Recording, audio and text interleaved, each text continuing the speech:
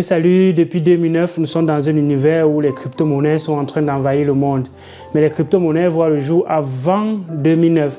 Il y a eu des monnaies qui existaient avant 2009, mais juste que la blockchain est venue révolutionner l'industrie de la crypto-monnaie qui était bien un peu embryonnante avant 2009. Donc c'est en 2009 que le Bitcoin vient faire que la crypto-monnaie connaisse un boom. Mais depuis 2009, qu'est-ce qui s'est passé dans le monde de la crypto-monnaie? Aujourd'hui, on est en train de parler de la finance décentralisée. Est-ce qu'il est trop tard de se lancer dans les crypto-monnaies en 2020? Quelles sont les opportunités qu'il y a eu depuis 2009 jusqu'à présent et quelles sont les opportunités qu'il y a eu et qu'il faut saisir présentement? Reste jusqu'à la fin de la vidéo et tu vas voir à chaque étape d'évolution de la crypto-monnaie, il y avait des opportunités, les gens ont saisi ces opportunités et maintenant nous sommes dans un nouveau monde des crypto-monnaies avec plein de choses qui ont déjà vu le jour et il y a toujours des opportunités à saisir.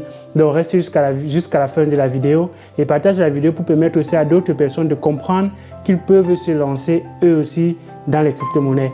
Salut, moi c'est Viscon. Je suis cette chaîne, je te parle d'entrepreneuriat, de business et de crypto-monnaies parce que je suis convaincu que la crypto-monnaie peut aussi être utilisée comme un levier d'investissement pour les Africains.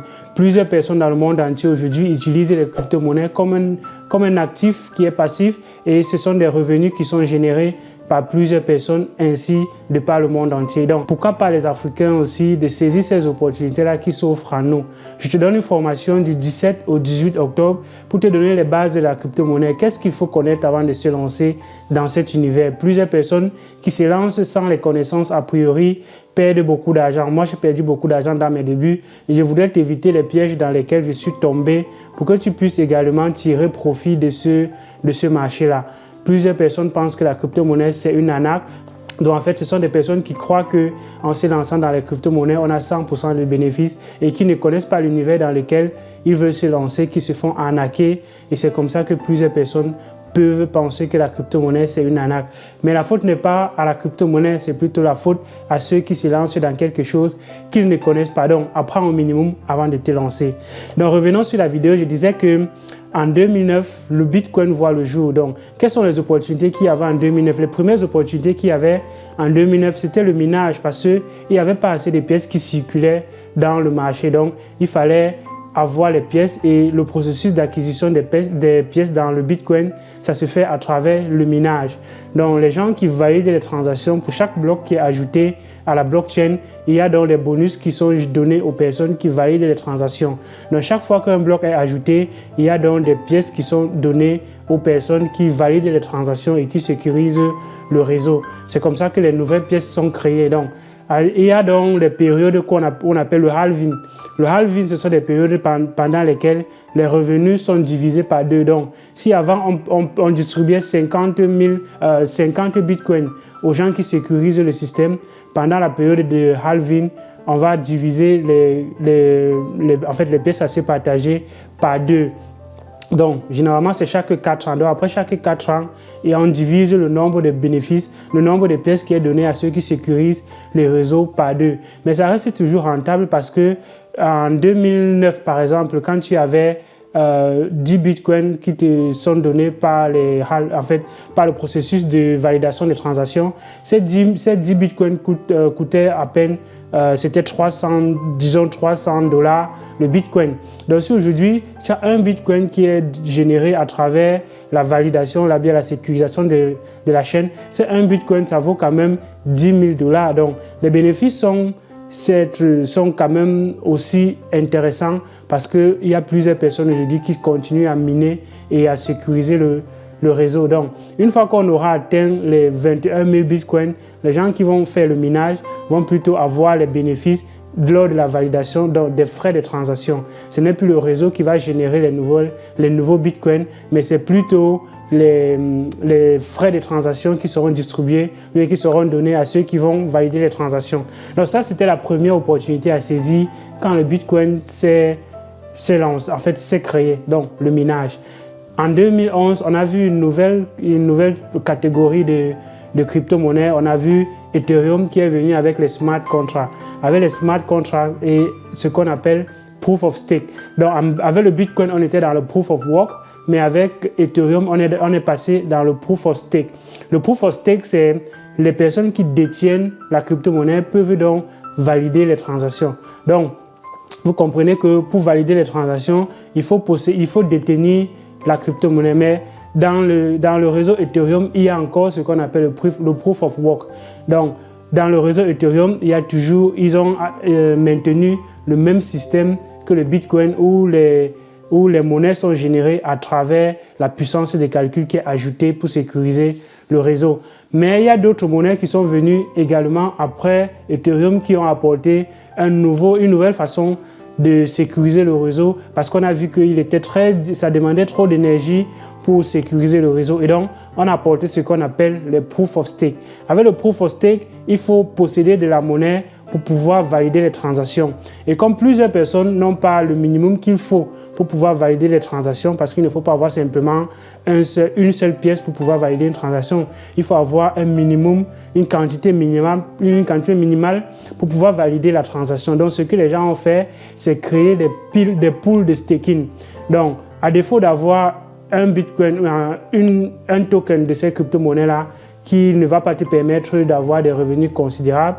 Ce que les gens ont fait, ils se sont associés, ils se sont mis ensemble pour sécuriser le réseau. Donc moi, j'apporte une partie, je te donne mes pièces et une fois qu'on a atteint le quota, plusieurs personnes se mettent ensemble, ils fournissent la quantité minimale qu'il faut pour pouvoir sécuriser le réseau. Et une fois qu'on atteint la quantité de pièces qu'il faut pour pouvoir être parmi ceux qui peuvent sécuriser le réseau, alors les bénéfices sont distribués à tous ceux qui ont apporté leur pierre à l'édifice pour qu'on puisse en fait bâtir cette pool de staking là. Donc voilà une opportunité qui est venue avec cette nouvelle façon de valider, bien de sécuriser le réseau. Donc vous comprenez que là, il n'est plus question d'acheter des gros ordinateurs pour pouvoir dépenser beaucoup d'énergie pour valider les transactions, mais plutôt posséder la crypto-monnaie pour valider les transactions. C'est une deuxième opportunité qui est venue avec le proof of stake. Mais plusieurs personnes se sont dit, pourquoi est-ce que je dois donner ma crypto-monnaie à quelqu'un d'autre, à quelqu'un que je ne connais pas? Alors que, par exemple, s'il y a des failles sur le réseau, ou bien si ce sont des personnes qui ne sont pas de confiance, comment est-ce que je fais pour récupérer ma crypto-monnaie? Donc, on est passé à un autre consensus qui est le DPoS. Le DPoS, c'est le Delegate Proof of Stake. Donc, à défaut de te donner carrément ma crypto-monnaie et de ne plus être propriétaire, je peux plutôt déléguer ma crypto-monnaie. Donc quand je te délègue cela, je ne peux plus vendre je reste avec ma crypto-monnaie, mais je ne peux plus la vendre parce qu'elle est bloquée. Elle est bloquée et ça contribue à celui qui a la pool de staking de pouvoir sécuriser le réseau et me reverser mes bénéfices. Une fois que je ne veux plus sécuriser le réseau, je me retire de sa pool et on déverrouille mes pièces. Donc, je vais toujours rester en possession de mes pièces, mais je contribue quand même à sécuriser le réseau et avoir des bénéfices. Parfois, les gens qui sécurisent les réseaux, ça dépend de la crypto-monnaie. On peut avoir 30, 40, 50% ou même 100%. Donc, ça dépend de la crypto-monnaie qui est utilisée pour le staking. Donc, voilà les deuxièmes catégories d'opportunités qui sont venues avec les crypto-monnaies. Donc, dans les crypto-monnaies, on a les troisième catégories, ce sont les masternodes. Les masternodes, en fait, c'est un peu comme le staking. Juste que il faut avoir un minimum, il faut avoir les serveurs. Il faut avoir les serveurs pour pouvoir sécuriser le réseau. Donc, ça fonctionne presque pareil que le staking. Par contre, avec le staking, vous n'avez pas forcément besoin d'avoir un serveur pour pouvoir staker. Mais ceux qui veulent aujourd'hui faire les masternodes, ils ont besoin de configurer beaucoup trop de choses. Et donc, des entreprises qui proposent donc de le faire pour les particuliers. Par exemple, moi, je veux faire une masternode et j'ai bien les fonds minimums qu'il faut parce que en fonction de la crypto-monnaie, on demande de déposer d'avoir une certaine caution pour pouvoir créer un masternode. Donc, je peux bien avoir l'argent qu'il faut, je peux bien avoir la quantité minimale de pièces qu'il faut pour pouvoir créer une masternode, mais je n'ai pas toute la technologie nécessaire pour le faire. Donc ce que je veux faire, je vais contacter une agence, une compagnie qui a de l'expérience, qui le fait déjà, et quand ils vont donc créer ma masternode pour moi, avec mes pièces, je pourrai donc avoir les bénéfices dans mon portefeuille chaque mois. Donc voilà une troisième opportunité qui est née avec les crypto-monnaies. Il y a bien d'autres. Je ne vais pas aller dans les gambling qui sont nés, où tu joues un certain nombre, où tu participes à des jeux et on te donne des bénéfices. Il y a des dice qui sont nés et autres, mais ça c'est des paris et je ne vais pas aller dans ce sens-là. Je vais plutôt aller dans le sens technologique. Qu'est-ce que la technologie apporte en plus et quelles sont les opportunités qui sont liées pratiquement à la technologie, mais pas les jeux de hasard. Les jeux de hasard existent quelle que soit la monnaie. Donc, il y a aussi cette opportunité-là, mais je ne vais pas parler de cela. Donc, je parlais des masternodes et donc voilà comment est-ce qu'on peut faire pour pouvoir créer une masternode. Si tu n'as pas les compétences nécessaires, tu peux donc contacter des compagnies qui t'offrent le service de création des masternodes. Pareil pour le staking, il y a donc des sites web qui sont nés, qui se sont créés juste pour le staking. Donc on est arrivé à la troisième catégorie d'opportunités qui est née sur la blockchain. Donc la finance classique, c'est les emprunts, c'est l'assurance, c'est les allocations et un bon nombre de choses qui existent dans la finance classique. Et donc la blockchain aujourd'hui permet de créer ce même univers qui est appelé la finance décentralisée, le DeFi. Donc nous sommes à l'heure où on parle de DeFi et quelles sont les opportunités dans les DeFi. Imaginez-vous, je veux par exemple faire un emprunt sur la blockchain. Pour faire un emprunt sur la blockchain, il faudrait que quelqu'un ait mis de l'argent sur la blockchain. Donc avant, on passait par les banques. Donc les banques étaient les institutions qui servaient de gages. Parce qu'en principe, la banque peut créer de l'argent, mais en fait, quand vous venez déposer de l'argent dans une banque, c'est cet argent qui est utilisé pour prêter à celui qui vient prêter de l'argent dans la banque. Donc, à défaut d'avoir une banque qui sert d'institution, on a donc coupé cela et on a fait confiance à la blockchain. Donc, la blockchain aujourd'hui va permettre aux gens de venir déposer l'argent sur la blockchain et d'autres vont venir les emprunter sur la blockchain. Donc, vous allez me demander, avec les banques, on a il faut les garanties et un certain nombre de choses. C'est pareil avec la blockchain. Avec la blockchain, pour pouvoir faire un emprunt sur la blockchain, il faut que tu déposes une garantie. Mais la garantie que tu vas déposer sur la blockchain, c'est un token. C'est une crypto-monnaie qui a une valeur.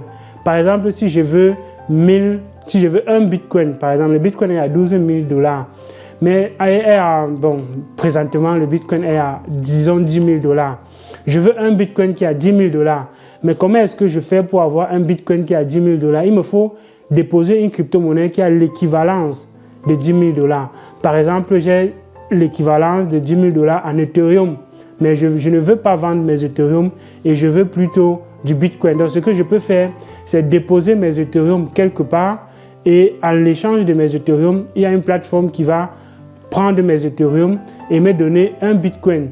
Et quand je vais venir rendre le bitcoin avec les frais, avec les pourcentages qui sont proposés, on va donc me rembourser mes Ethereum.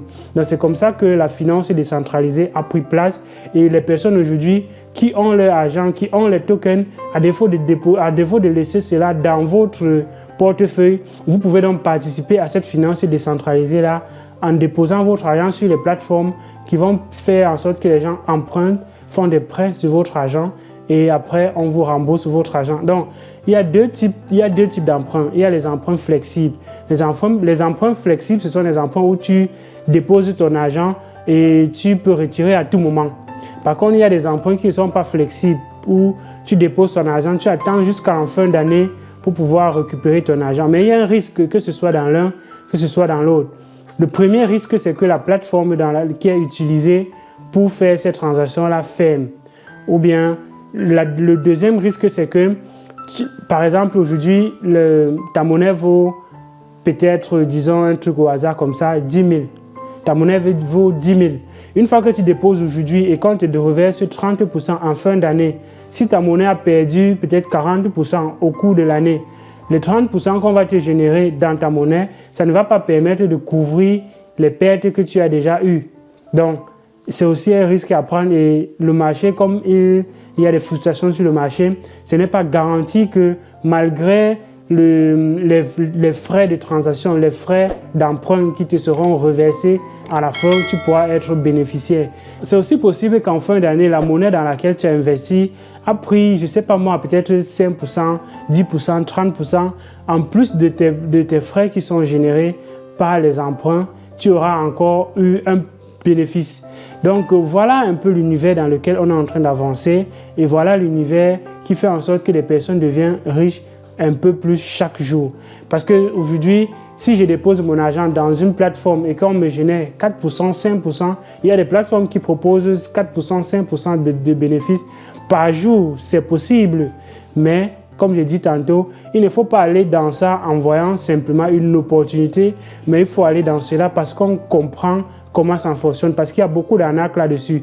Il y a des crypto-monnaies, il y a des plateformes qui viennent et qui proposent cela, et une fois qu'elles ont, par exemple, l'objectif c'est de vendre leur propre monnaie. Donc une fois que tu as déposé ton argent sur cette plateforme, ils vont te générer ils vont te demander de générer leur propre monnaie pour sécuriser le système. En fait, c'est leur propre monnaie qui est utilisée pour les emprunts. Donc tu dois acheter leur monnaie et c'est leur monnaie que tu vas bloquer pour pouvoir faire des transactions avec, pour pouvoir faire en sorte que d'autres personnes puissent emprunter ce que tu viens de déposer. Donc ils vont permettre ainsi que leur propre monnaie soit vendue et bloquée. Et qui te dit que comme plusieurs personnes vont acheter leur monnaie pour bloquer, alors quand ils vont relâcher par exemple, plusieurs personnes vont se précipiter de vendre. Et quand plusieurs personnes vont se précipiter de vendre, le coût de la monnaie va chuter. Donc tu peux acheter par exemple à 10 $ une monnaie et quand on débloque, la monnaie coûte 1 $. Et si la monnaie coûte 1 $ au moment où tu débloques, alors que tu as acheté à 10 $, même si tu as eu 100% de bénéfices en termes de pièces, tu auras perdu quand même 10 000%. Donc, ce sont des risques qui existent dans la crypto-monnaie et ce sont des risques qu'il faut connaître avant de se lancer. Connaître la plateforme dans laquelle il faut se lancer et connaître au minimum l'environnement et l'écosystème dans les crypto-monnaies avant de se lancer. Donc, voilà la finance décentralisée, c'est tout simplement la finance classique, mais qui est appliquée dans la blockchain de façon peer-to-peer. Personne de particulier en particulier, sans passer par une tierce personne, bien par une tierce institution. Et dans cette opportunité-là, et dans cet univers-là, il y a clairement des opportunités. Et les opportunités, c'est pour des personnes qui sont averties, des personnes qui savent comment le système fonctionne et des personnes qui savent comment ils peuvent faire pour tirer profit de ce système-là. Généralement, quand on arrive dans un système où tellement de personnes en parlent, il est peut-être trop tard pour entrer dans ce système-là. Les meilleures plateformes, en fait, les meilleurs investissements pour ceux qui sont investisseurs, c'est au début, quand personne n'en parle, quand personne ne connaît le truc, mais tu as des informations que toi seul sais, ou bien que tu sais que ces informations, une fois que les gens vont connaître, ça va valoir de l'or, ça va valoir quelque chose de bien plus grand. C'est à ce moment-là que tu dois te lancer, c'est à ce moment-là que tu dois investir dans une monnaie. Bref, on va aller en détail dans ce type d'investissement, dans la formation que je vais te donner. Donc, prends-la et tu vas apprendre au minimum sur les crypto-monnaies et tu connaîtras l'environnement dans lequel on est en train d'évoluer aujourd'hui. C'était Elvis Conjo. J'espère que cette vidéo t'a plu. Si cette vidéo ne t'a pas plu, tu me dis en commentaire ce que tu en penses. S'il faudrait que je fasse des vidéos pareilles, s'il faudrait que je donne plus de détails sur un certain nombre de choses, tu me dis en commentaire. Si tu as des projets, par exemple, que tu voudrais qu'on évalue pour toi et qu'on essaye de savoir si c'est une bonne opportunité ou pas, tu me laisses le projet en commentaire et je vais faire mes recherches là-dessus et te donner mon avis. C'est juste mon avis et mon avis, ça ne veut pas dire que vous devez prendre ce que je dis comme des conseils en investissement. Faites toujours vos propres recherches avant d'investir dans quelques monnaies, dans quelques projets, que ce soit. Ce que je dis, c'est mon analyse qui est juste basée sur les informations que je peux recoupler de part et d'autre. Mais ça ne reste pas un conseil en investissement parce que je ne suis pas un conseiller, je ne suis pas un conseiller financier. Je suis juste une personne qui analyse le marché et qui analyse les opportunités et qui donne mon expérience et mon opinion là-dessus. À une prochaine vidéo. Ciao!